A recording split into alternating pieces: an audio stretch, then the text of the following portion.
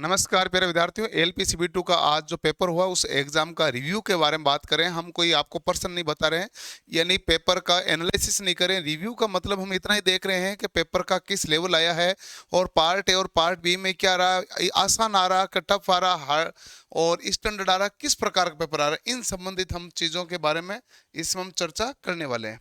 तो जल्दी से इसको वीडियो को ध्यान से देख लीजिएगा। सबसे पहला आप सभी का सवाल रहता है कि पेपर कैसा था। पेपर केवल सीधा नहीं बताया जा सकता, पार्ट ए और बी को अलग अलग पढ़ेंगे तो हमें पता चलेगा ए का कैसा था और बी का कैसा था। तो सबसे पहले आते हैं पार्ट ए के बारे में। क्या पेपर पैटर्न में बदलाव हुआ है?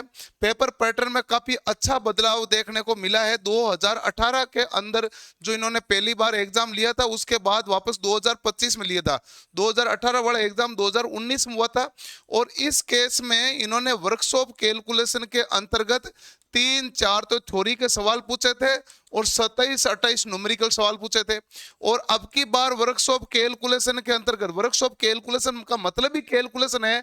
आप कहीं पर भी, चाहे इसरो, DRDO, कहीं भी जाओगे तो यही होता था और पिछली बार रेलवे ने यही पूछ रखा था, वही स्टैंडर्ड था रेलवे का। और रेलवे का 2019 का पेपर बनाने वाला अच्छा ही बंदा था।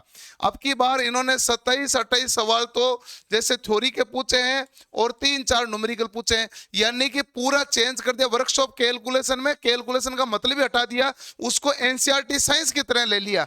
और जो कि बहुत ज्यादा पढ़ने वाले बच्चों के साथ गलत हुआ है। ऐसा नहीं कि पढ़ने वाले बच्चों ने सवाल नहीं किया, उन्होंने भी सवाल किया है, लेकिन क्या होता है कि एक एक, दो दो, तीन तीन नंबर बहुत मैटर करता है।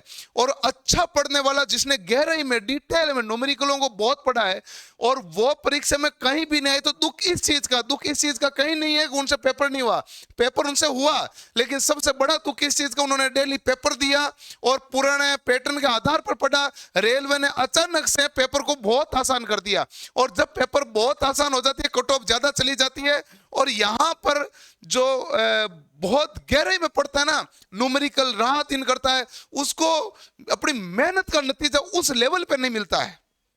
यदि पेपर स्टैंडर्ड आता, अच्छा आता, तो उसने, जिसने मेहनत की है उसको लगता है हाँ मैंने मेहनत की है तो मेरे नंबर आएंगे, जिन्होंने नहीं किया उनके नहीं आएंगे। अब उन्होंने पेपर इतना आसान दे दिया कि सब करो okay okay okay okay okay. फिर कट ऑफ जाती है 85, 90, 75, 72, पता नहीं कितनी जाती है। अब इस वो तो फाइनल आने पर पता चलेगा। मैं तो रीजनिंग का लेवल हार्ड नहीं था, लेवल आपका मीडियम लेवल ही था। कई बच्चे आसान लेवल बता रहे हैं, जिनको मैथ और रीजनिंग पूरी आ रही है वो कहेंगे सर जम्मा आसान थी।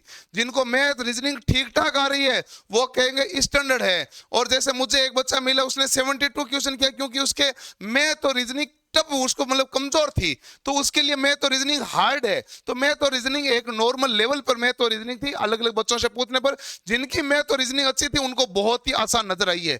रही बात इसकी, तो इसमें पर्यावरण और कंप्यूटर के कुछ सवालों में बच्चों को दिक्कत महसूस हुई है। और ड्राइंग में जैसे 3 सवाल पूछे तो 2 हुए, एक में दिक्कत हुई है। आप देखोगे तो मैं शुरुआत में कहता था कि ड्राइंग में कभी भी बच्चों को दिक्कत आ सकती है, क्योंकि ड्राइंग में वो कहते हैं कि इस प्रकार से सवाल भाषा का दिया था, पता नहीं चल रहा था सवाल है क्या। तो ऐसा हो सकता है, पॉसिबल है।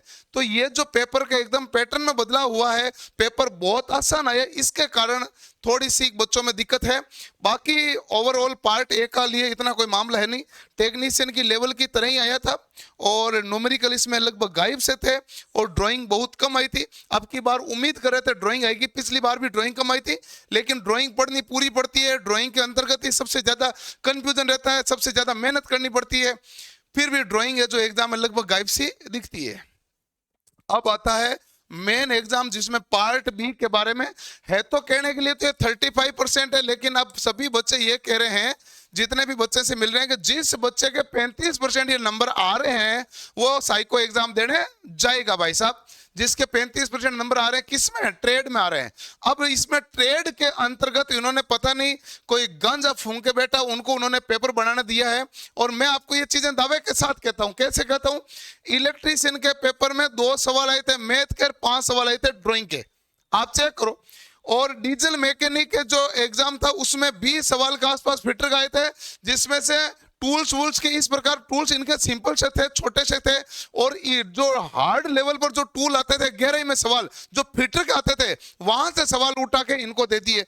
फिटर वालों के 10 से एक सवाल दे दिए, इलेक्ट्रिशियन के इलेक्ट्रिकल ब्रांच से संबंधित है।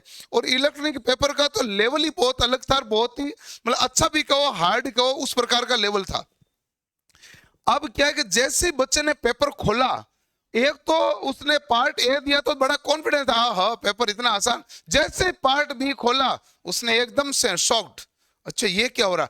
जब उस बच्चे ने ध्यान से प्रश्नों को पढ़ा तो वो अच्छे से स्कोर कर लेगा। और किया बच्चों ने, ध्यान से प्रश्नों को पढ़ना है बिना घबराए। और मैंने कहा था पेपर आसान भी आ जाए टफ भी आ जाए, बिना घबराए पढ़ना है। आसान भी दिया टफ भी दिया। तो अब जब पेपर का लेवल जो ज्यादातर बच्चों से पता चला मीडियम टू हार्ड था, 35% नंबर है। जिसने ठीक मेहनत की थी, अच्छी की थी, वो बच्चा 35% नंबर ले आएगा। अब कई बच्चा कह रहा है सर मैंने तो 46 किए, कई कह रहा है मैंने 40 अटेम्प्ट किए, कई कह रहा है मैंने 35 अटेम्प्ट किए। जितने आपने अटेम्प्ट किए वो तो 75 में से अटेम्प्ट किए हैं। और 5 दिन के बाद आंसर की आ जाएगी तो पता चलेगा भाई आपके नंबर कितने आ रहे हैं। हाँ, कुल मिला के ट्रेड का स्टैंडर्ड अच्छा था। सवाल है जो बहुत ज्यादा कठिन तो नहीं कहते हैं, अच्छा स्टैंडर्ड सवाल, जो सवाल घुमा के पूछा जाते हैं। जिन बच्चों ने ज्यादा प्रैक्टिस के लिए सवाल नहीं किए हैं तो उनको थोड़ी सी दिक्कत महसूस होगी। और जिन बच्चों ने प्रैक्टिस की है सवालों की अच्छी खासी, तो उनके 35% बन रहे हैं। ज्यादातर केस यही देखने को मिला है। और कुल मिला के मुझे ये मिला है कि जिन बच्चों के ट्रेड पास है, ट्रेड का लेवल अच्छा था, बाकी सब सही। किसका लेवल अच्छा था? ट्रेड का। फिर उन्होंने 7 नंबर 10 नंबर की चप्पत लगा रहे हैं इधर। अब 75 का पेपर ले ही नहीं रहे वो, किसी के ले रहे हैं 55 नंबर का, किसी के ले रहे हैं 60 नंबर का, किसी के ले रहे हैं जो 68 नंबर का। तो इस प्रकार का पेपर हो रहा है, 75 का हो कहां रहा है। तो मामला तो ये है। तो इस लेवल का पेपर बनाने वाले को ध्यान रखना चाहिए, पेपर एक लेवल से बनाया जाता है, तरीके से पढ़ने वाला बच्चा ढंग का स्कोर पर कर पाए और नहीं पढ़ने वाले बच्चे को हवा नहीं लगे। वो अच्छा पेपर लेने मतलब स्टैंडर्ड पेपर यही होता है, पढ़ने वाला बच्चा उसको कर पाए। तो अब इसके आंसर की वगैरह कब आएगी? आंसर की एग्जाम के 5 दिन बाद आ जाती है, 6 मई को एग्जाम है, उसके बाद आपकी इसके आंसर की आ जाएगी। और सीबीएटी यानी कि साइको एग्जाम का क्या मामला है? साइको परीक्षा में 5 बैटरी टेस्ट होता है, जिसमें वीडियो और प्रैक्टिस की बहुत जरूरत होती है, क्योंकि साइको एग्जाम है जो पूर्णतः गेम प्रैक्टिस का, जो आप पर डिपेंड करता है। आपको कोई घर पे लैपटॉप है और यहाँ भाई का लैपटॉप है तो लैपटॉप लेके बैठना है, उसमें लगातार प्रैक्टिस करनी है। टेस्ट आपको जल्दी समझ में आ जाएंगे।